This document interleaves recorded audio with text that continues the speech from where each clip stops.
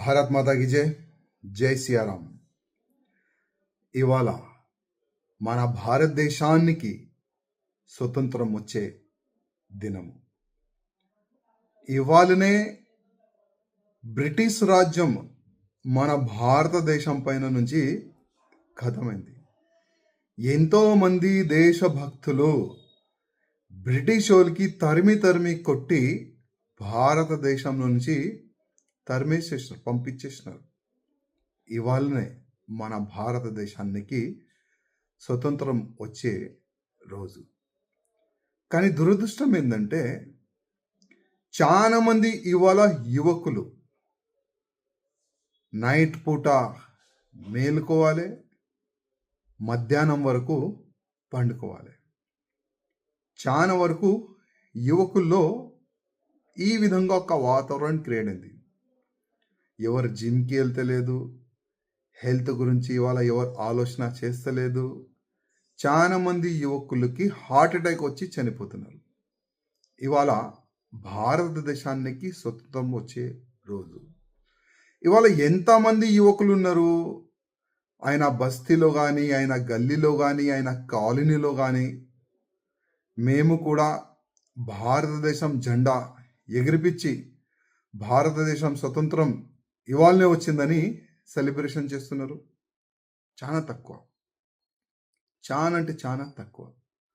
కానీ ఇవాళ చాలా వరకు యువకులు ఇది నా దేశం, ఇవాళనే నా భారతదేశానికి స్వతంత్రం వచ్చిందని చాలా మంచి భావన పెట్టుకొని వాళ్ళు చాలా గ్రాండ్ కూడా వాళ్ళు మన సెలబ్రేషన్ కూడా చేసుకుంటున్నారు. నేను ఆ యువకులకి సందేశం ఇవ్వాలనుకుంటున్నా. మధ్యాహ్నం మేలుకుంటారు, అంటే నైట్ మేలుకుంటారు, మధ్యాహ్నం వరకు పండుకుంటారు. ఇవాళ ఒకవేళ ఆ సమయంలో మన పెద్దలు భారతదేశాన్ని స్వతంత్రం రావాలని పోరాడకపోతే, ఫైట్ చేయకపోతే, ఇవాళ మీరు ఏదో ఒక బ్రిటిష్ ఇంటిలో గిన్నెలు సాఫ్ చేసేది యాద పెట్టుకోండి. కనీసం ఈ రోజైనా యావత్ తెలంగాణలో ఉన్న యువకులు రోడ్ పైన రావాలి, భారతదేశం జెండా పట్టుకొని రోడ్డు పైన రావాలి. ప్రధానమంత్రి మోదీ గారు అంటున్నారు హర్ ఘర్ జెండా.